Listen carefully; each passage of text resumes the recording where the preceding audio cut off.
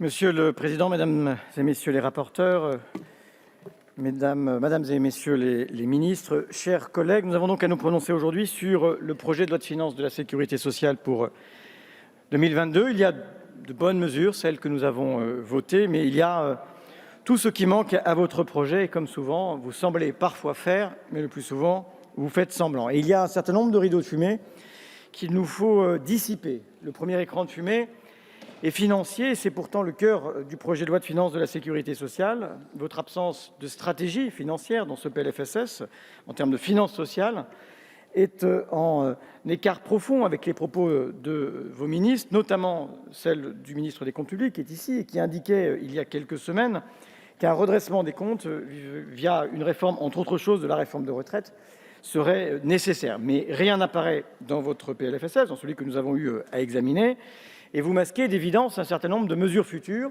qui seront sans aucun doute particulièrement violentes, et vous réservez à vos successeurs les mauvaises nouvelles, ou vous réservez, si vous espérez être réservé, les mauvais coups. En outre, vous ne revenez pas sur le choix injuste de confier à la CASES la dette Covid. Nous avons déjà eu ce débat, et ce faisant, vous avez quand même décidé d'augmenter les impôts pour tous, y compris pour ceux que nous avons applaudis à 20h. Or, pour redresser les comptes de ce trésor public qu'est notre sécurité sociale, nous avons fait des propositions, de nombreuses propositions, notamment relatives à la taxation du capital, mettre un peu de justice fiscale, mais vous y êtes refusé au nom de la stabilité fiscale, une pudeur, une précaution que vous n'avez pas appliquée lorsqu'il s'agit de baisser la fiscalité applicable aux industriels du médicament. Il y a là, évidemment, un double discours. Le deuxième écran de fumée, c'est la mise en œuvre en matière d'investissement du Ségur de la santé. Vous avez annoncé des milliards, 19 milliards pour l'hôpital public, et que nous ne retrouvons pas, de fait, dans ce texte. Où sont les 13 milliards de reprise de la dette hospitalière ? Zéro en 2021. Je vous rappelle que nous avions formulé, dès le PLFSS de 2019, cette proposition. Et la représentation nationale n'est toujours pas informée de l'échéancier de reprise de la dette jusqu'en 2031. Où sont les 6 milliards d'investissements, selon nos calculs, en retirant les investissements déjà consentis avant le Ségur et les investissements sur le numérique?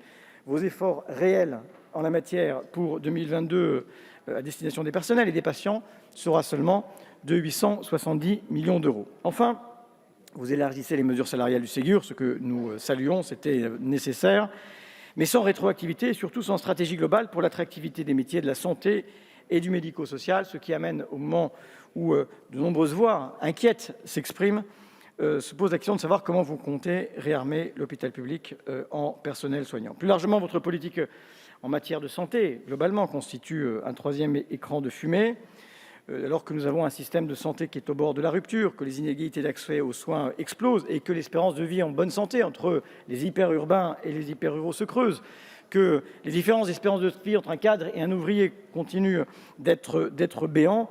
Vous avez, au fond, été assez modeste dans les efforts à accomplir. Vous avez accordé la gratuité de la contraception aux femmes de moins de 25 ans, c'est une bonne nouvelle, mais vous savez que le non-recours est identique pour les femmes jusqu'à 35 ans. Vous avez procédé à des aménagements sur les orthoptistes, mais vous n'avez pas pris de mesures définitives, utiles, s'agissant des déserts médicaux, en dépit des propositions sur le conventionnement sélectif, sur le conventionnement territorial que nous avions fait et que Guillaume Garot, depuis 2017, ne cesse de porter au débat dans cet hémicycle.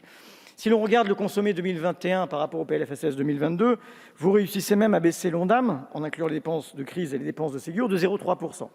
Et vous allez jusqu'à proposer une hausse de 0,5% du sous-Ondam hospitalier, inférieur donc à l'inflation, et une baisse drastique du sous-Ondam consacré aux soins de ville de 2,3%.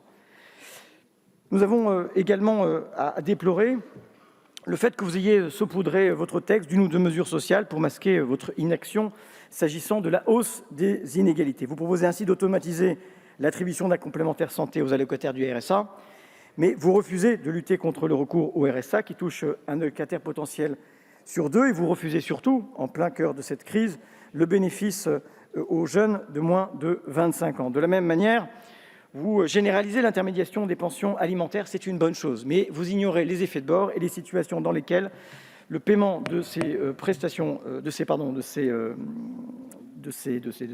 pensions alimentaires vient amputer le pouvoir d'achat de ces familles.